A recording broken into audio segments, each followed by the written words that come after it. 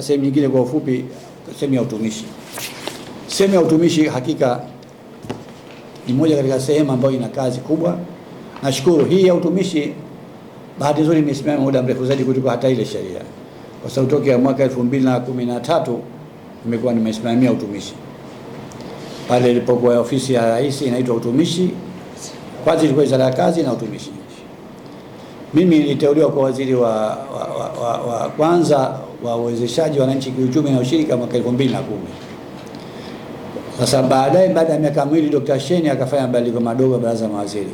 Kwa hivyo uwezeshaji na mambo mengine yanayohusiana hayo akaweka pande mwingine, kazi na utumishi yakaweka pamoja. Kwa hiyo sasa anasimamia masuala ya private sector na public sector, yote pamoja. Kazi haikuwa ndogo, sababu vyama hivyo vifanya kazi nao vina jukumu maalum la kuvisimamia. Kwa hivyo nikaanza kuchukua utumishi toka 2013 hadi leo, miaka nadhani 13 sasa hivi. Kwa hivyo utumishi bado upo mikononi, na nadhani mambo yenu watumishi hata yanakwenda vizuri, na mimi nafurahi, na inshallah siku zijazo mambo yatakuwa mazuri zaidi inshallah. Lakini kubwa zaidi ni nini? Ni kuweka nidhamu ya utumishi katika serikali yetu. Tunapata matatizo mengi wakati katika usimamizi swala la utumishi. Sheria zipo, sheria ya utumishi ipo, lakini wasimamizi wa sheria ile wanaona tabu kuitumia. Hata inapotokea bahati mbaya ya utovu kwa nidhamu au kuvunja kwa nidhamu katika taasisi zetu, kila mkuu wa taasisi ana mahali kumchukulia hatua alikuwa chini yake. Lakini tunajitahidi sasa hivi kuhakikisha kwamba enforcement ya sheria zile na taratibu zile zinakwenda kwa nguvu zetu zote. Tufike mahali kwamba wananchi wetu, watumishi wetu wafahamu moja kati ya jukumu lao ni kujenga nidhamu katika eneo lao la kazi. Na tunashuhudia baadhi wakati watumishi watukutu baadhi wanachelewa kwenda kazini, wanaondoka mapema, dharura zinakuwa nyingi. Wakati mwingine kwa tunalalamika private sector au sekta kama za hoteli na maeneo mengine, bwana Zanzibar hawachukuliwi wengi. Wakati mwingine sio kwa sababu hawachukuliwi tu, hulka na tabia wakati mwingine zinatufanya tufanye hivyo.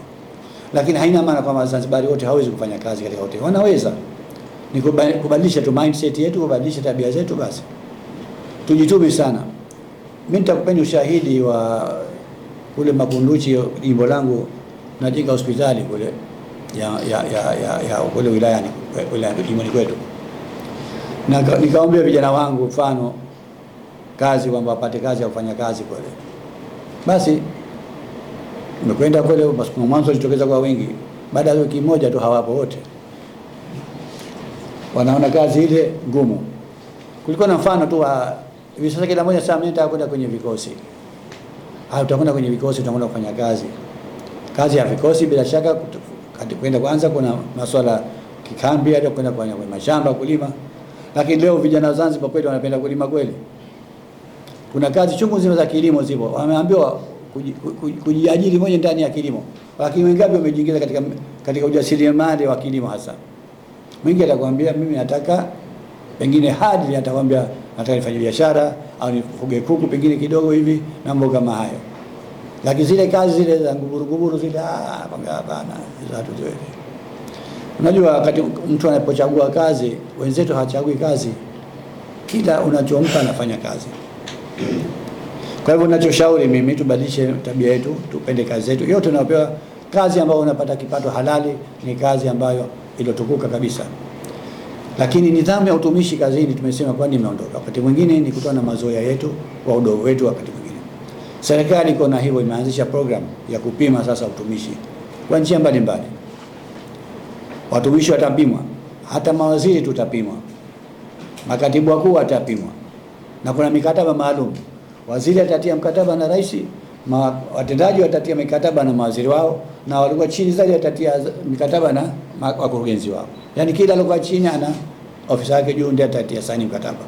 Na tayari serikali ishapitisha jambo hilo, nadhani hivi karibuni itaanza kufanya kazi. Sasa tuipeleka serikalini kwa ajili ya kupata final decision kwa lengo la kuwapima watumishi ili tuweze, anastahili kupata nyongeza apate nyongeza, anastahili kupata promotion apate promotion, anastahili kuongezwa daraja kubwa zaidi tuendelee kumuongeza daraja.